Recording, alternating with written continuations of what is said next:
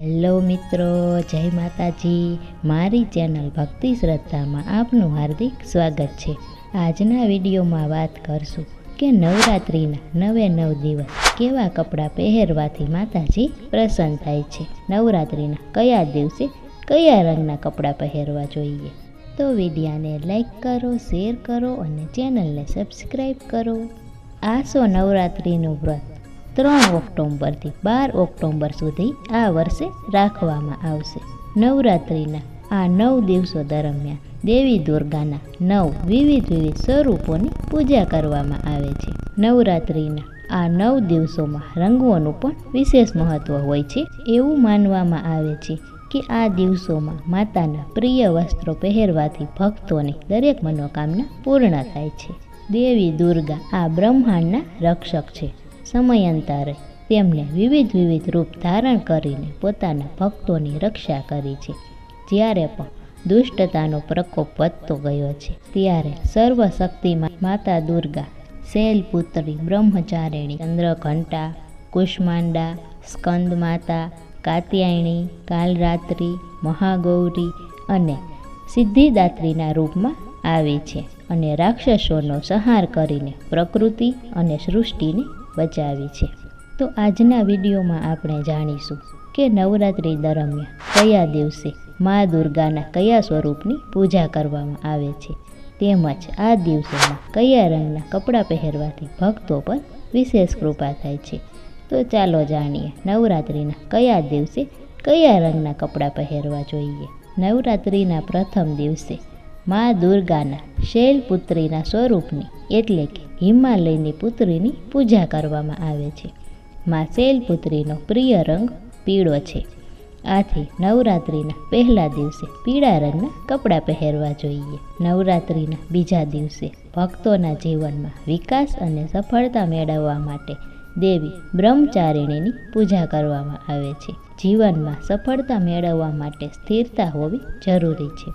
આ દિવસે લીલા રંગના કપડાં પહેરવા જોઈએ. ત્રીજા દિવસે માતા ચંદ્રઘંટાની પૂજા કરવામાં આવે છે. જીવનમાં સુખકારી અને સંતોષ મેળવવા માટે ભક્તો નવરાત્રિના ત્રીજા દિવસે માં ચંદ્રઘંટાનું પૂજન કરે છે. માતા ચંદ્રઘંટાનો પ્રિય રંગ ગ્રે છે.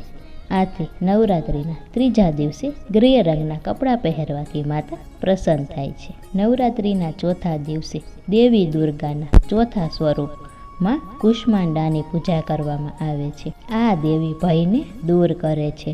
સફળતાના માર્ગમાં ભય સૌથી મોટો અવરોધ હોય છે અને માતા કુષ્માંડાનો પ્રિય રંગ નારંગી માનવામાં આવે છે. આથી તે દિવસે નારંગી રંગના કપડાં પહેરવાથી સૌથી શુભ માનવામાં આવે છે.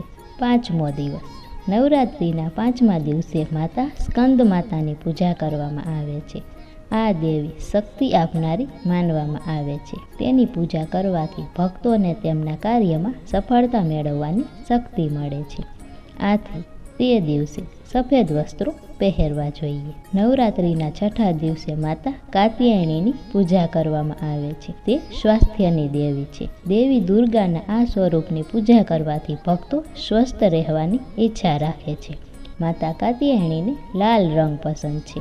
આથી છઠ્ઠા દિવસે ભક્તોએ લાલ રંગના વસ્ત્રો પહેરવા જોઈએ.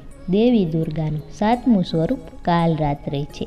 કાલ એટલે સમય અને રાત્રિ એટલે રાત. માતા કાલરાત્રિ તે છે જે રાત્રે સાધના દ્વારા પ્રાપ્ત થતી તમામ સિદ્ધિઓ આપે છે. નવરાત્રિના સાતમા દિવસે તેની પૂજા કરવામાં આવે છે. મા કાલરાત્રિને બ્લુ રંગ પસંદ છે. તેથી તે દિવસે બ્લુ રંગના કપડાં પહેરવા જોઈએ. નવરાત્રિના આઠમા દિવસે દેવી દુર્ગાના આઠમા સ્વરૂપની મહાગૌરીની પૂજા કરવામાં આવે છે. પોતાના પાપોમાંથી મુક્તિ મેળવવા અને આત્માને ફરી શુદ્ધ અને સ્વસ્થ બનાવવા માટે પૂજા કરવામાં આવે છે. મહાગૌરીને ગુલાબી રંગ ખૂબ જ પસંદ છે. આ દિવસે ભક્તો માટે ગુલાબી રંગના વસ્ત્રો પહેરવા શુભ હોય છે. તેથી આઠમા દિવસે ગુલાબી રંગના વસ્ત્રો પહેરવામાં આવે છે. નવમા દિવસે સિદ્ધિદાત્રી માતાની પૂજા કરવામાં આવે છે. તેને જાંબલી રંગ ખૂબ જ પસંદ છે. તેથી આ દિવસે જાંબલી રંગના કપડાં પહેરવાથી માતાજી પ્રસન્ન થાય છે. તો આ નવરાત્રિ દરમિયાન 9 દિવસ જો તમે આ મુજબ કપડાં પહેરશો તો માતાજી તમારા પર વિશેષ પ્રસન્ન થશે ને તેમની કૃપા બધા પર વરસાવતા રહેશે. જય માતાજી.